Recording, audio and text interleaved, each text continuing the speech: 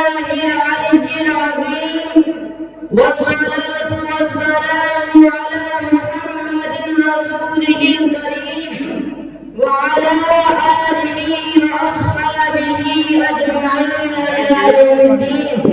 أما بعد، فأعوذ بالله من الشيطان الرجيم. بسم الله الرحمن الرحيم. قال الله سبحانه وتعالى: وأنتم الأعلون إن كنتم مؤمنين. صدق الله العظيم. حضرات گرامی، رب کائنات نے مسلمانوں سے اس دنیا میں سربلندی کا وعدہ فرمایا اور اس کو پورا بھی کیا.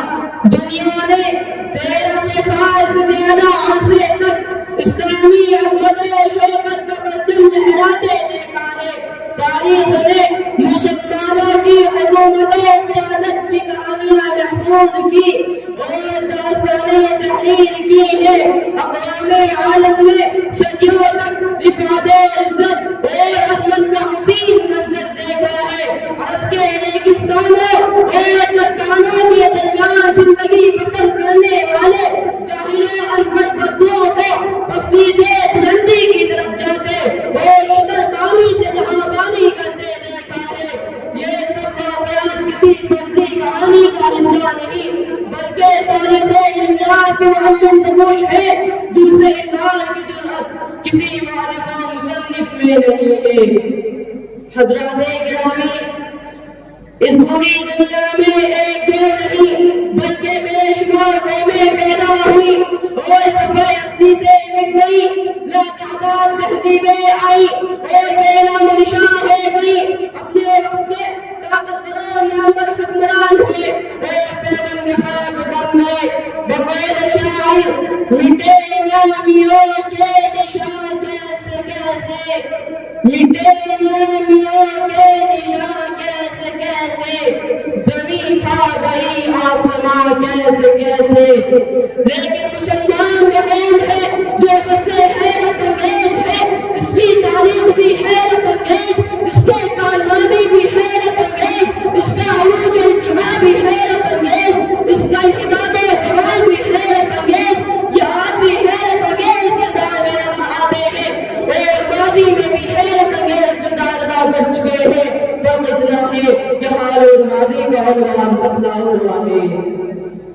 برادران گرامی، مسلمانوں کا شاندار ماضی ہو یا زوال پذیر حال، دونوں کا محور مرکز کتاب حکمت رحمت اور دستور حیات و بندگی ہے جو قرآن مجید اور کلام الہی کہلاتا ہے.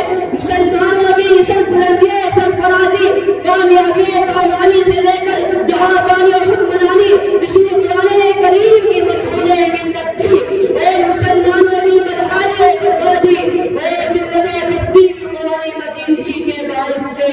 اللہ تعالیٰ نے صاف صاف کہہ دیا ہے: یضل بہ کثیرا ویہدی بہ کثیرا.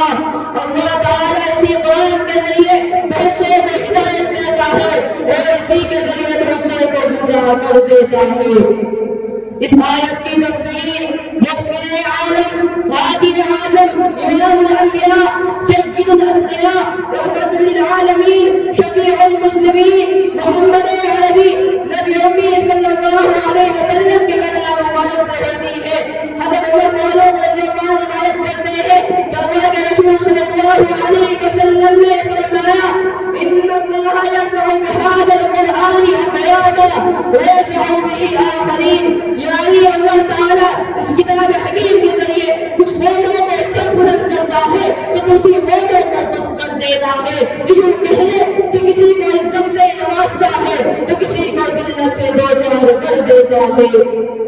جب عرب کے گاؤں میں اور میروں نے مفرشد چھوڑ کر اس کتاب کو مشعل بنا لیا، لا تقبل کے بجائے الہ الواحد کے دربار میں سر جھکا دیا اور محمد عالم صلی اللہ علیہ وسلم نے اپنا امام پیشوا بنا لیا تو اللہ تعالیٰ نے ان کے صحرائے نفس سے نکال کر جب اسلام عروج میں پہنچا دیا. اونٹے بکریے کی چنگائی سے نکال کر روم و فارس کے مالک و حاکم بنا دیا، عدالت عرفت کے ماحول سے نکال کر محبت عرفت کا پیغمبر بنا دیا۔ پھر وہی عرب جو ہر چیز سے ڈرتے تھے پوری دنیا ان کی طاقت سے لڑنے لگی۔ وہی مردو جو ڈاکہ ڈال کر دولت جمع کرتے تھے دولت کے انبار میں کھیتے ایمان مردو نکلنے لگے۔ وہی لوگ جو حالت میں برنامے زمانہ تھی علوم افلون کے دریا آنے لگے۔ وہی جماعت جو آپس میں لڑتی مرتی تھی اتحاد اتفاق کی چٹان بن گئی، اور جس کو چلنے اور بات کرنے کا شوق رکھنا تھا وہ دنیا میں چھا گئی اور لوگوں کی قیادت و امامت کرنے لگی۔ ایسا حیرت انگیز عظیم انقلاب دنیا نے دیکھا تھا، اور نہیں دیکھ سکے گی کہ صرف 23 سال میں صدیوں دوران ایک لمحہ پیغمبر صلی اللہ علیہ وسلم نے کر دکھایا، اور انسانوں کے سب سے خراب افراد کو نسل انسانی کا سب سے افضل گروہ بنا دیا۔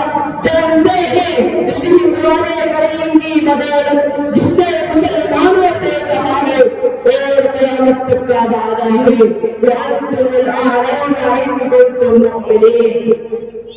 حضرات سامعین، ایسا بھی نہیں کہ ہمیں مبارک میں عدالت کا سامنا کرنا پڑا ہو، دشمن راہ سے گزرنا پڑا ہو، اور سب کچھ آسانی سے ہو گیا، تبدیلی آ گئی، حکومت مل گئی، قیادت حاصل ہو گئی۔ نہیں، ہرگز نہیں، بلکہ جب افراد نے ہمت کر کے محمد عربی صلی اللہ علیہ وسلم کی دعوت توحید کو مان لیا اور قرآن کو مضبوطی سے تھام لیا تو پھر ان کی شدید مخالفت ہونے لگی، ظلم ستم اور جبر تشدد کا دور شروع ہو گیا، لیکن ایمان پر ثابت قدمی، صبر استقامت اور رسول اللہ صلی اللہ علیہ وسلم کی دعوت کا مسبب تھا کہ سب کچھ جھیلتے رہے اور آگے بڑھتے رہے۔ افراد آتے گئے اور کارواں بنتا گیا، چلتا گیا اور آگے بڑھتا گیا اور سمجھتا گیا، سکھلتا گیا، آفتاب ہدایت بدل ہوتا رہا، نور ہدایت پھیلتا رہا، تاریخیاں چھٹی گئی۔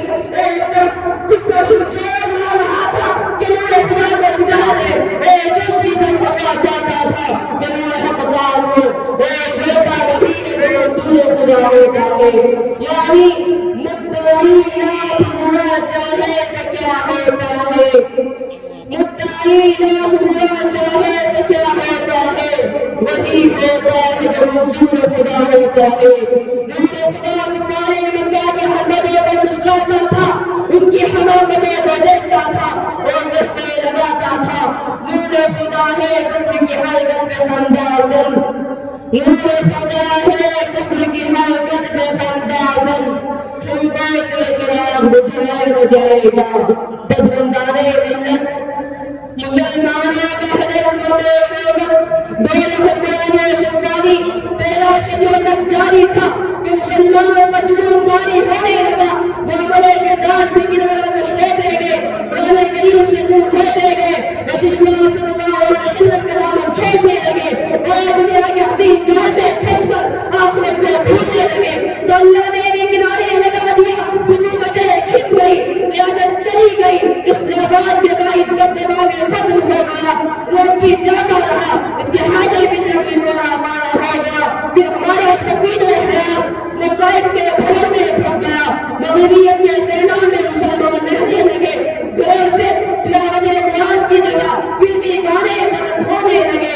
مساجدوں کی جگہ سیدھے قرآن آباد ہونے لگے، اور آج یہ صورتحال ہے کہ مسلمانوں کا کوئی مسلمان حال نہیں، اسلامی کشتی کے خیال حال ہی اس کشتی کے نظام میں اسلام کر رہے ہیں، بچے میں اسلام کو غلط کرنے والے بھی بچے میں اپنے کو تار کر رہے ہیں۔ عرب سے لے کر عجم تک، افریقہ سے لے کر افریقہ تک صرف ایک ہی منظر ہے، مسلمانوں کی بربادی کا منظر، ملت کی سرخوشحالی کا منظر، امت کی رسوائی کا منظر، اور یہ سب مناظر اتنے ہولناک ہیں کہ جنگیں محرم کو بھی مرا ماننے لگے، لیکن مسلمانوں کو ہوش نہیں آتا، ان کو اپنی بربادی کا احساس ہی نہیں ہوتا کہ کہاں تھے اور کہاں آ گئے، غلطی کیا ہوئی، خدا کہاں ہوئی، تو کہنے دیجیے ہم نے صحابہ اسلام کی میراث گوا دی ہے، اپنا آسمانی دستور چھوڑ دیا ہے، جو کہ ہم نسل علاج اور وہ بیماری کی دوا میں گوا دی ہم نے اسلاف سے وہ میراث پائی تھی، گوا دی ہم نے اسلاف سے وہ میراث پائی تھی، سریا سے زمین پر آسمانی ہم کو دے والا وہ